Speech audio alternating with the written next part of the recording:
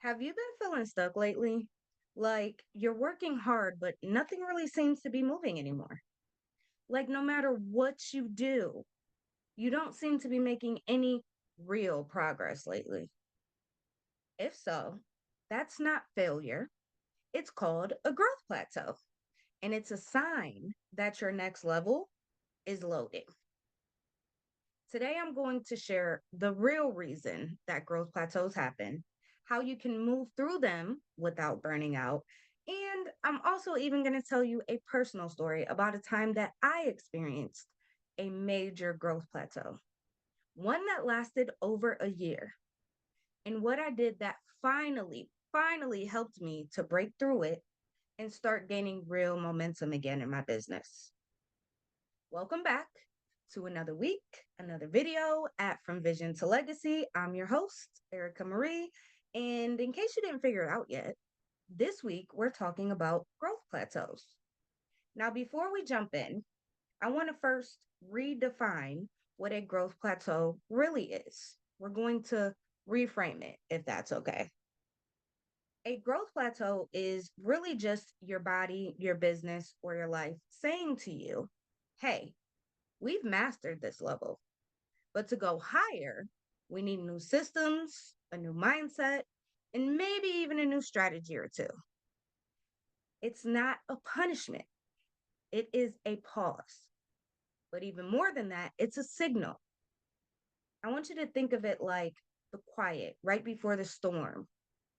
That is you breaking through to your next level. Okay. So, we're going to talk about the three R's of growth plateaus. This is how you're going to move through them. And then I'll share my story, I promise. Okay. So, number one, reevaluate your strategy. Are you still doing the same things and expecting different results?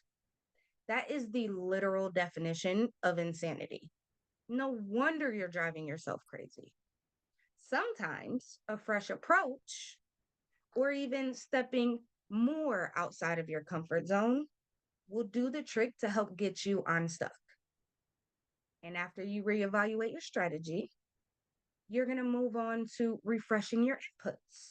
That is the things that your mind is taking in. So, are your inputs feeding your next level or just a past version of you that no longer exists?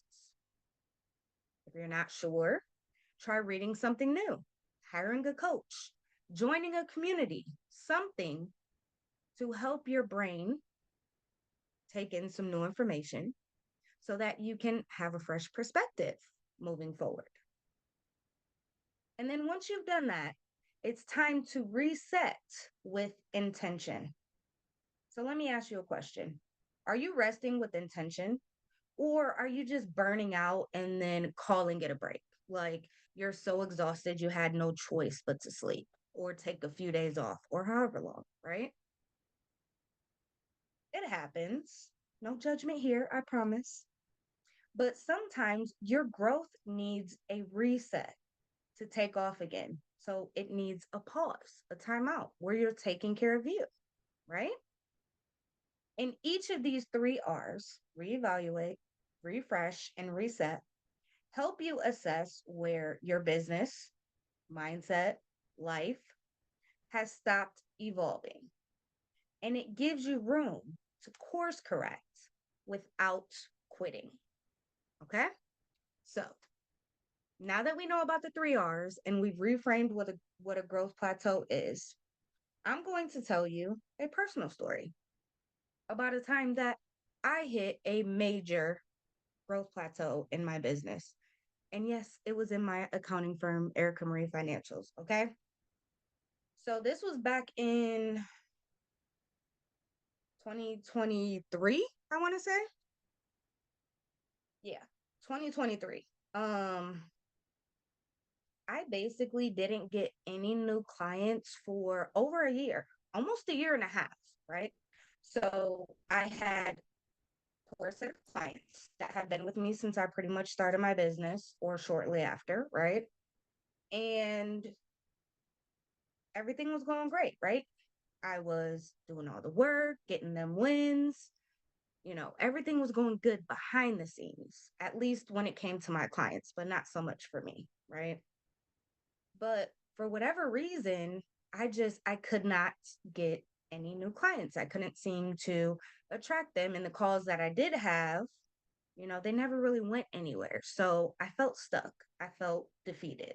I felt like, what am I doing wrong that I can't seem to get any clients? Because, all these other accounting firm owners that I knew, they were exploding. Their businesses were like surpassing mine, and I had so much more experience. And I could not figure it out for the life of me. But I was overworking myself. I was overthinking everything, being a literal perfectionist. And because I was taking so much time to serve the clients that I did have, I realized I didn't really even have room to take anymore. So for a little while, I kind of just accepted that, that's where I was going to be. Right. And so there came a point, and this was like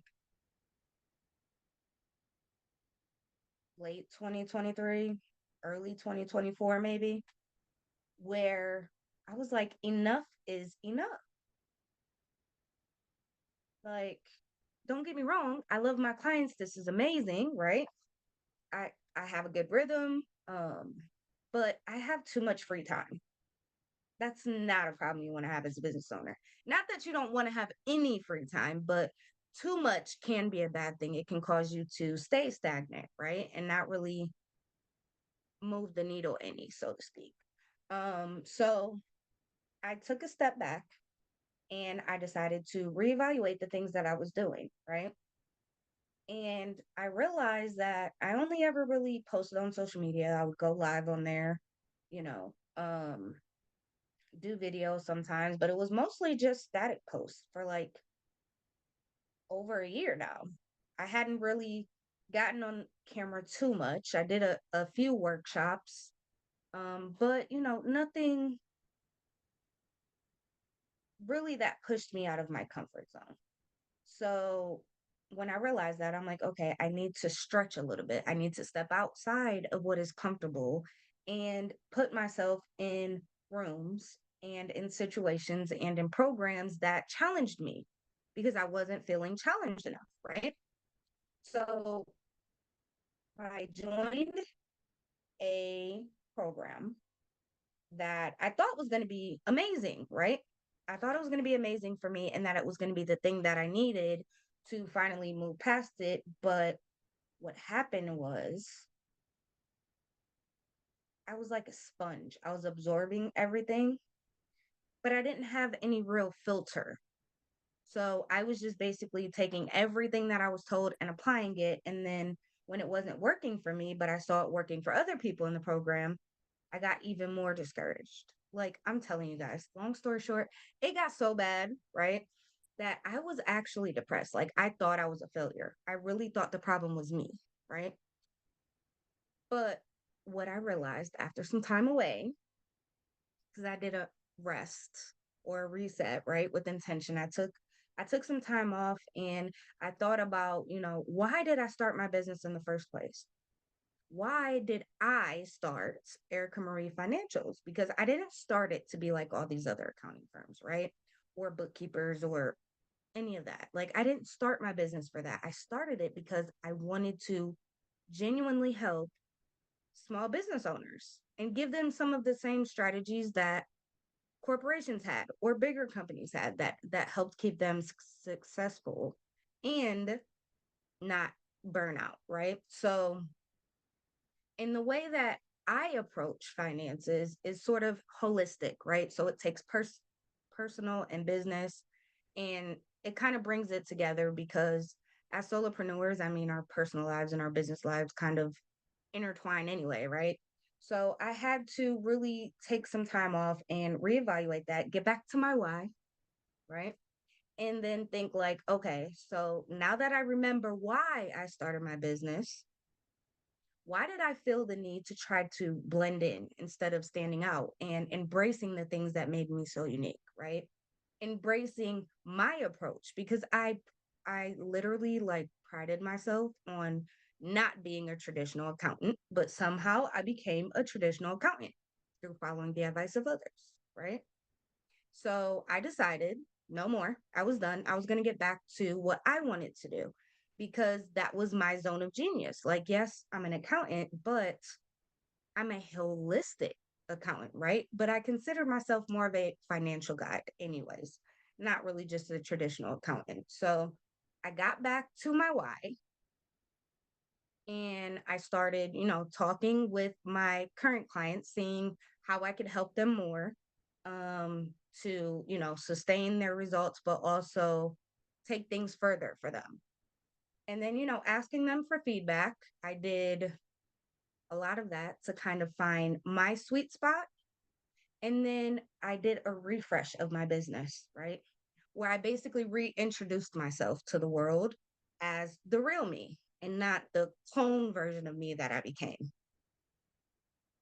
And wouldn't you know that because I took that time to reevaluate, I took that time to get back to my why. And I took the input that I got from my current clients, the ones who had stuck with me through all this. I took that to heart.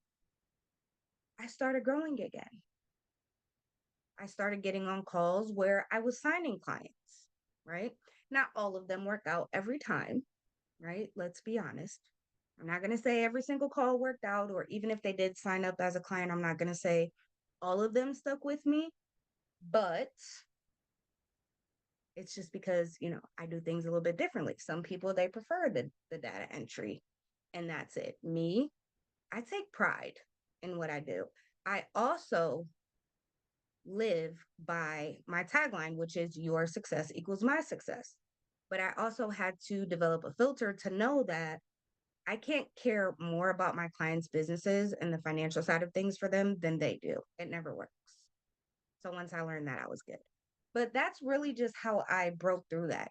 I just stopped and I took some time to get back to me, get back to my why, get back to why my heart was in my business in the first place, and then start building from there. Okay. So if there's anything you can take out of that story, it's probably just if you're going to join a program, right? Make sure that you practice discernment. So take what's meant for you and leave the rest. Don't try to do everything. Don't try to make yourself fit in with everyone else. Stay uniquely you because people buy from people. And the right people will buy from you because you're the right person for them. Don't feel you need to fit in and become the status quo and just like everybody else because it takes a lot to get out of that. I told you. It was over a year for me, almost a year and a half before I was actually able to undo the damage that was done by me trying to follow someone else when they didn't align with me. And honestly, the truth is, because this is one thing that I learned, right? I wasn't stuck because I wasn't good enough. I was stuck because I was trying to grow in a way that wasn't true to me. And that doesn't work, just so you know. Okay. So now that you've kind of heard my personal story, let's turn the mirror back to you. Okay. So I want to ask you a question. Where do you feel plateaued right now? Is it in your revenue, your energy, your motivation, or your clarity? I want you to think about that. And then I want you to drop in the comments where you feel the most plateaued. Let me know. And I would encourage you, right? You don't drop it just for the sake of dropping it. I promise I'll respond. But once you've done that, I want you to pick one small shift that you can make in that area this week, whether it's changing your inputs, decluttering your schedule. Maybe you just have a bunch of busy work, right? And it's causing you to be overwhelmed, overworked, burnt out, even. Ask a question that maybe you've been avoiding because you're scared of the answer. Like, why am I in business? What am I doing? Who am I really helping? Right? These are hard questions that we have to ask ourselves sometimes. Or maybe the shift that you need to make this week is simply to rest. and stop pushing yourself. Let the shift create space for momentum. So, whatever shift you make, allow it to breathe so that you can use it to build your momentum again. Okay. Remember, you're not supposed to fear the plateau. You're not supposed to despise the pause. You're supposed to use it because it's not a sign that you're behind. It's a sign that you're about to break through. You just have to get back to you. Take it from someone who's been there. Your legacy wasn't built in your last win, okay? It's being built in how you respond to the current pause. I want you to drop a purple heart if your next level is loading, or if this message really just resonated with you, it spoke to you. And if you want support breaking through your own plateau, check out my free resources, okay? Or come join us inside Build Your Legacy. Both of the links are below this video. Because around here, we don't just break generational curses, we build generational wealth while healing ourselves right now. Okay? So, next week, I will be back and we will be talking about, let me figure out the topic. We're going to do an energy audit next week. I think that's really good. After talking about growth plateaus, an energy audit is exactly what we need. Okay. So we can reclaim our time and focus our energy on what matters most. So until next week, I hope you guys have a wonderful weekend and I'll see you soon. Bye.